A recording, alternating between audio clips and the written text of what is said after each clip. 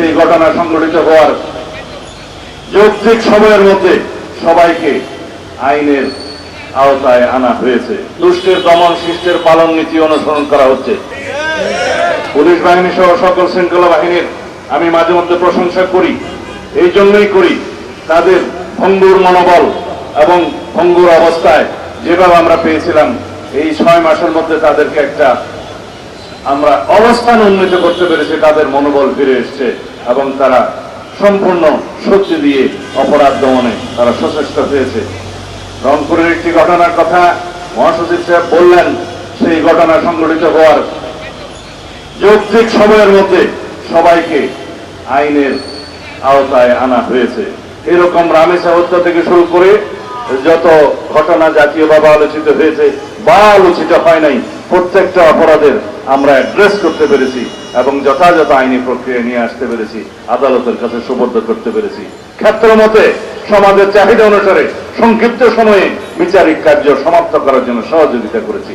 সবকিছু আপনারা জানেন। এর চাইতে এই অল্প সময়ের মধ্যে আর বেশি কিছু আশা করা আমাদের মনে হয় ঠিক হবে না।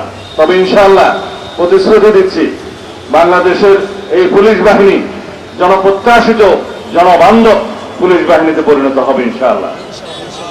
অন্যান্য শৃঙ্খলা বাহিনীর আইনি কাঠামোয় পরিবর্তন আনা হচ্ছে এবং তাদেরকে যেমন অ্যাকাউন্টেবিলিটি এবং তাদের জবাবদিহিতা নিশ্চিত করা হচ্ছে, তাদের কর্মকাণ্ডের ট্রান্সপারেন্সি স্বচ্ছতাও নিশ্চিত করা হবে এবং তাদের জন্য যেমন আমরা বলি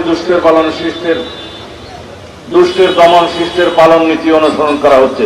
তাদেরকে আমরা পুরস্কৃত করছি, অ্যাওয়ার্ড দিচ্ছি, সনদ দিচ্ছি, বিভিন্নভাবে পদক দেওয়া হচ্ছে ভালো কাজের জন্য, তাদের কৃতিত্বপূর্ণ কাজের জন্য।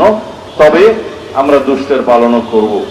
রাতারাতি বৈপ্লবিক পরিবর্তন আমরা কেউ আশা করতে পারি না।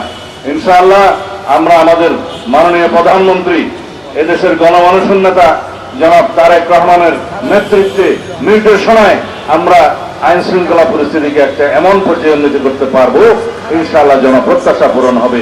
এই বাহিনী জনবান্ধব বাহিনী হিসেবে নিজেদেরকে প্রতিষ্ঠা করবে। আপনারা সবাই সহযোগিতা করবেন, অন্তত তথ্য দিয়ে সহযোগিতা দিয়ে আপনারা সকল বাহিনীকে সহযোগিতা করবেন।